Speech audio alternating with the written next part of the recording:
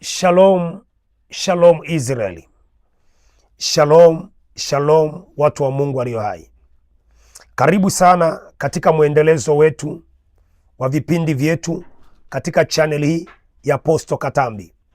Katika siku ya leo ninafundisha namna wanavyoweza wachawi kukuingizia magonjwa katika ulimwengu wa roho. Namna wachawi wanavyoweza kukuingizia magonjwa katika ulimwengu wa kiroho. Katika somo lililopita nimefundisha wachawi wanatengeneza magonjwa, presha, kisukari, amiba, madonda ya tumbo. Unataka kujua natengenezaje?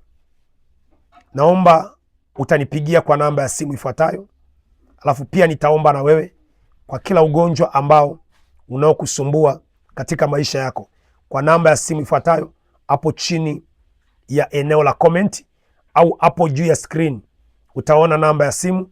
Chukua namba hiyo, nipigie tuweze kuomba pamoja. Lakini pia nataka nikukaribishe wewe ambaye ni mara ya kwa kwanza kuingia katika channel hii ya Apostle Katambi. Karibu sana. Mahali hapa ni sehemu yako sahihi ya kujifunza mambo makuu katika ulimwengu wa kiroho. Na leo nataka tuendelee namna wachawi wanavyoweza kukuroga magonjwa au mbinu wanazotumia kukuingizia magonjwa katika ulimwengu wa roho. Tumeangalia somo la kwanza ya kwamba magonjwa yanaweza kuwekwa katika ulimwengu wa roho. Tumeangalia katika eneo la kwanza magonjwa yanaweza kuwekwa katika ulimwengu wa kiroho. Eneo la kwanza tumefundisha magonjwa yanaweza kuwekwa katika ulimwengu wa roho. Na kwenye Kutoka sura 23 mstari wa 25 mpaka 26, Mungu anasema, nanyi mtakapomtumikia Bwana Mungu wenu, nitabarikia chakula chako, nitaponya maji yako. Alafu anasema nitakuondolea magonjwa. Maana yake kama Mungu anaondoa magonjwa, yanaweza kuwekwa. Na huu ni ukweli kabisa. Hakuna mtu aliyezaliwa na hayo matatizo. Ndio maana yakija matatizo au magonjwa, unaposimama kwenye maombi yanaondoka. Kwa katika ulimwengu wa roho, shetani hutumia wachawi kutuma magonjwa kama sehemu ya kupambana na uchumi wako, kama sehemu ya kupambana na kazi yako, kama sehemu ya kupambana na baraka zako katika ulimwengu wa kiroho. Unasema, mtumishi wa Mungu Katambi, unaongea nini? Hebu tuangalie waraka wa 3 wa Yohana sura ya kwanza mstari wa 2. Waraka wa 3 wa Yohana sura ya kwanza mstari wa 2. Anasema, mpenzi, naomba ufanikiwe katika mambo yote na ukawe na afya njema kama vile roho yako ifanikiwavyo. Kwa tunaanza kuona unafanikiwa kama roho yako ifanikiwavyo. Anataja kwa habari ya roho, alafu anataja kwa habari ya afya. Maana yake afya yako inaanza katika ulimwengu wa kiroho. Lakini tunaona kwamba katika afya yako inaanza katika ulimwengu wa roho. Maana yake uzima wako unaanza katika ulimwengu wa roho, na magonjwa yako yanaanza katika ulimwengu wa roho. Tukaona kwenye kitabu cha Mithali sura ya 4 mstari wa 23, maandiko yanasema, linda sana moyo wako kuliko vyote ulindavyo. Anapoongelea kwa habari ya moyo, nafsi yako, linda sana moyo wako kuliko vyote ulindavyo, maana ndiko zitokako chemichemi za uzima. Ndiko zitokako chemichemi za uzima. Kwa hiyo tunaona kwamba katika ulimwengu wa roho ndiko zitokako chemichemi za uzima. Uzima wa mtu au afya ya mtu inaanza katika ulimwengu wako wa roho. Tukaangalia kwenye kitabu cha Ayubu sura ya 2 mstari wa 7. Shetani anatoka mbele za Bwana, anakwenda kumpiga Ayubu kwa majipu toka utosini mpaka wayo. Nikafundisha nikasema, shetani alitumia wachawi ili kumshambulia Ayubu Na alichomshambulia, pigo la kwanza Ayubu alimpiga pigo la magonjwa, pigo la magonjwa. Nikafundisha nikasema, Ayubu angeenda hospitalini asingekosa kipimo kisingempita, lazima angekuta ugonjwa. Angeambiwa majipu kuanzia mwili mzima mpaka chini una saratani ya damu, haya majipu toka juu mpaka chini una kansa, haya majipu huu mwili umechemka una malaria. Hivi angeambiwa magonjwa kibao. Nini nataka nifundishe leo? Nafundisha wachawi wanavyokuingizia magonjwa. Mbinu ya kwanza ya wachawi wanapokuingizia magonjwa, kabla mchawi aja kuingizia magonjwa, cha kwanza anakukamata ufahamu wako, anashika ufahamu wa rohoni. Kabla mchawi aja kuroga magonjwa, cha kwanza anashika ufahamu wako wa kiroho, anaroga ufahamu wako wa rohoni. Na ndio maana mtu anapougua akiwa mgonjwa huwa amini maombi. Mtu anapougua akiwa mgonjwa huwa anachojengewa kwamba yeye atakufa tu, yeye ataondoka tu, kwa sababu mchawi kabla haja kuroga, mbinu ya kwanza anakamata ufahamu wako rohoni. Na kabla mchawi haja kuroga, cha kwanza huwa anapitisha magonjwa kwa njia ya ndoto. Anakupitishia magonjwa kwa njia ya ndoto. Unaweza ukaota tu unaugua, unaweza ukaota kabisa unaumwa, unaweza ukaota kabisa umedhoofika. Ile inakuwa sio ndoto, ni kitu halisi katika ulimwengu wa roho. Magonjwa mengi ya kichawi huwa yanapitishwa kwenye njia ya ndoto. Kwa wachawi wengi, mbinu ya kwanza wanaotumia kukuletea magonjwa ni kwa njia ya ndoto. Na unaweza ukaota ndoto kwamba ni mgonjwa na ukaamka kabisa, dalili zote za ugonjwa unazo, na ukaamka kabisa wanakutumia hofu kwamba wewe ni mgonjwa tu, wewe ni mgonjwa tu. Na wakati mwingine unaota, wakati uko na ugonjwa, unaota uko unakufa, umekufa, uko kwenye misiba. Wachawi, mbinu ya kwanza kwenye ulimwengu wa roho, ili wakushambulie kwenye magonjwa, wanatumia njia ya ndoto.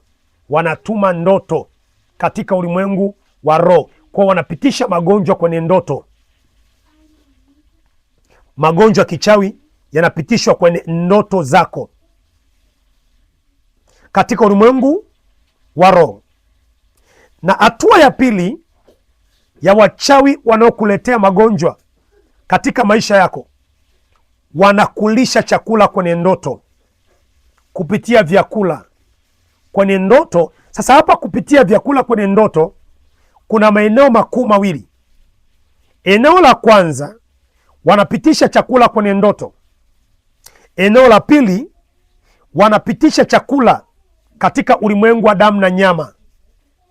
Wanaweza kukuletea mahindi, wanaweza kukuletea chakula chochote, nyama, ukaletewa ndizi kimwili kabisa, lakini kumbe zile ndizi wamekwisha kuzinuizia huyu mtu augue ugonjwa fulani. Huyu mtu anapokula samaki augue ugonjwa fulani. Sikukatazi kupokea zawadi, sikukatazi kupewa chakula, lakini ninakusii sana, kiombe. Kumbuka Yakobo na Esau. Yakobo alipotaka kuchukua uzaliwa wa kwanza wa Esau, alitumia chakula. Yakobo alipotaka kuchukua uzaliwa wa kwanza wa Esau, alitumia chakula, dengu. Kupitia dengu, Yakobo akachukua uzaliwa wa kwanza wa Esau. Lakini kumbuka Mwanzo sura ya 3, shetani anataka kuteka baraka za Adamu. Shetani anataka kuteka mafanikio ya Adamu.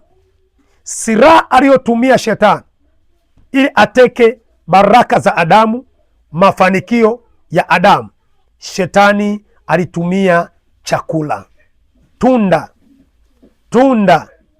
Shetani alitumia chakula, tunda, akateka baraka za Adamu, akateka mafanikio ya Adamu. Nini nataka nifundishe? Kwa wachawi wakitaka mbinu ya tatu ya wachawi ili kukuingizia magonjwa kwenye nafsi yako, mwili wako, wanatumia chakula cha kimwili, wanatumia pia chakula cha kiroho. Unaoteshwa tu unakula chakula, kumbe wanakulisha magonjwa. Unaota unakula chakula, kumbe unalishwa mauti katika ulimwengu wa roho. Kwa hiyo unapoanza kuomba kwa habari ya kuharibu magonjwa yao, lazima ugusie magonjwa waliokulisha kwenye ndoto. Magonjwa waliokulisha kwenye ndoto, lazima tuharibu magonjwa yao waliokulisha kwenye ndoto kupitia chakula. Lakini pia wachawi wanaleta magonjwa katika ulimwengu wa roho kupitia maji.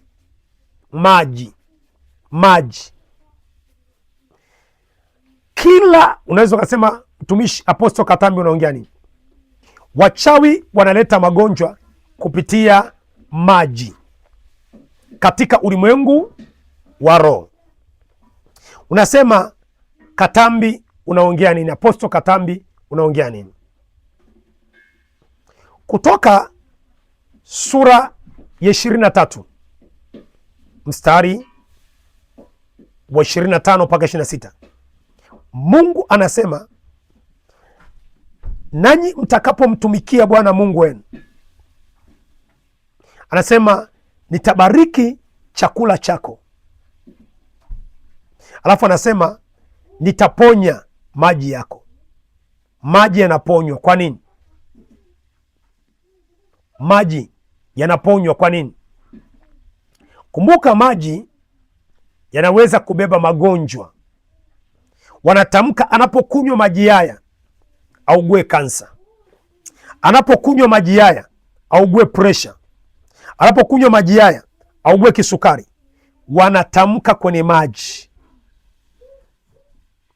Mahali popote Mungu anapozungumza kwa habari ya uponyaji, mahali popote Mungu anapozungumza kwa habari ya uponyaji, Mungu anatamka kwa habari ya maji. Kwa nini? Maji yanaweza kubeba roho. Ndani ya maji roho zinafanya kazi, roho yote, roho ya uharibifu, roho ya Mungu inaweza kufanya kazi na maji. Kwa hiyo katika ulimwengu wa roho, wachawi ili walete magonjwa kwako, katika ulimwengu wa roho, kuzimu ili walete magonjwa kwako, wanatamka kwenye maji. Wakiingia ndani ya nyumba, huwa wanaanza kutamka kwenye maji kwamba watu wanapokunywa maji haya waugue presha, wanapokunywa maji haya waugue kisukari. Wanaanza kusema tu maneno, manuizo. Wananuiza kwenye maji, wananuiza kwenye unga, wananuiza kwenye unga, kwenye vitu, kwenye chakula mlichopika, wananuiza maneno. Kwa wewe bila kujua, sasa unapokunywa yale maji unashangaa unapata magonjwa. Pia wana tabia za kwenda kwenye visima au kwenye miundombinu ya bahari au kwenye mito mikubwa, wanapoenda kuchukua maji ili kuleta kwa watu watumiaji. Wanasema watakao kwenda kunywa maji haya waugue, watakao kunywa maji haya waharibikiwe, watakao kunywa maji haya waharibikiwe. Kwa hiyo dawa nzuri, kabla ujanywa maji, yatakase, yaombee, yakomboe, kwamba kama kuna roho yote ya giza iliyoleta magonjwa kwenye maji haya, na undoa katika jina la Yesu. Mbinu nyingine, wanaotumia wachawi kuleta magonjwa kwenye maisha yako, huwa wanachota nyayo zako pale unapokanyaga. Wakichota nyayo, wanazipeleka kwenye madhabahu za njia panda au madhabahu za makaburini.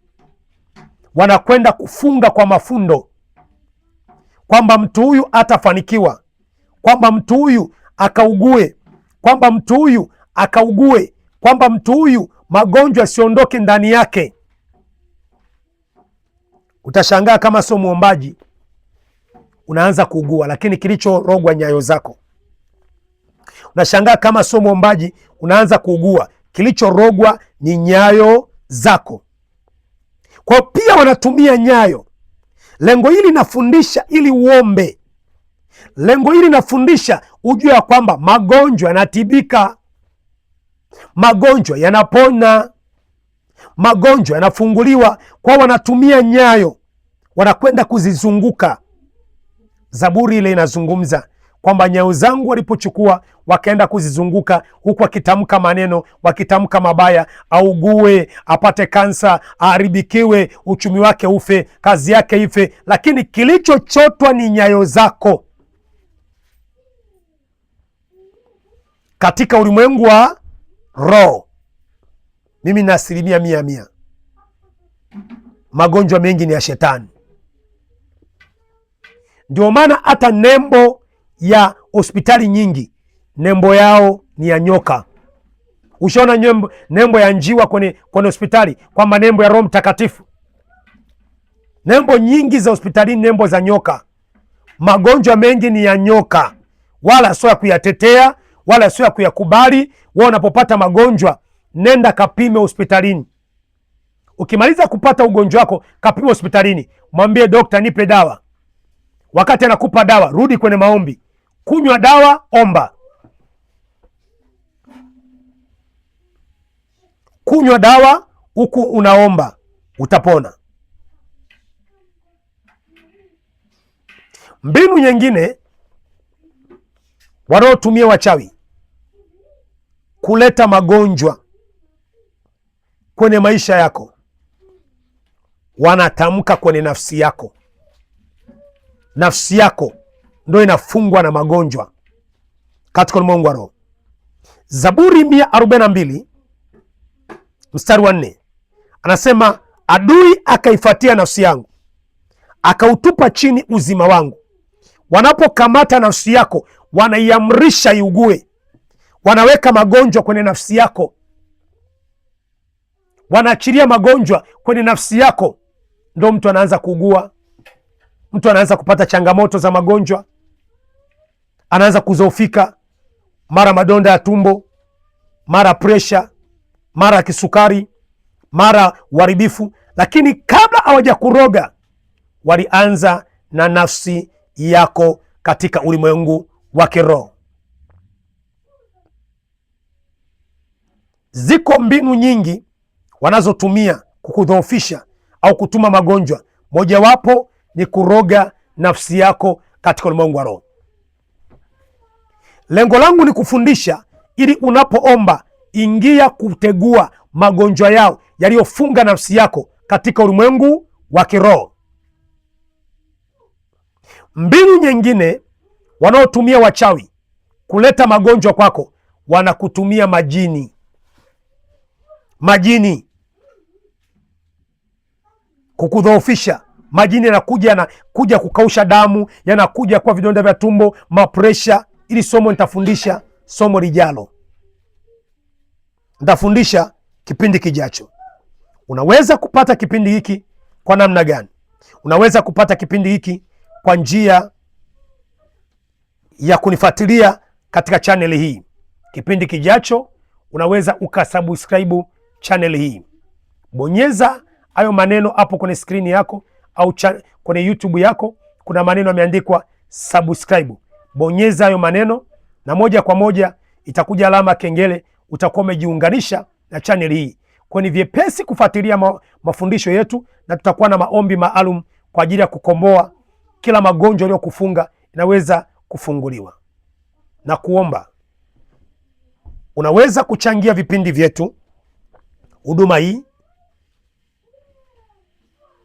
kwa kuchangia kwa sadaka yako, kwa moyo wako wa hiari. Utatuma sadaka yako kuchangia vipindi, kuweza kurusha vipindi hewani. Unaweza ukachangia kuweza kurusha vipindi kwa njia ya redio. Tunahubiri kwenye redio, tunafundisha pia kwenye redio. Unaweza ukachangia kwa kutoa sadaka yako kwa moyo wa hiari ili ubarikiwe. Maandiko yanasema Mathayo 6:21, mahali sadaka yako utakapokuwepo ndipo na moyo wako utakapokuwepo. Kwa kadri ninavyoendelea kufunua siri za ulimwengu wa roho wa giza ili uweze kufanikiwa, unaweza pia kuniunga mkono au kunisapoti kwa sadaka yako kwenye namba za simu ambazo ziko hapo chini ya komenti, na Mungu akubariki sana. God bless you.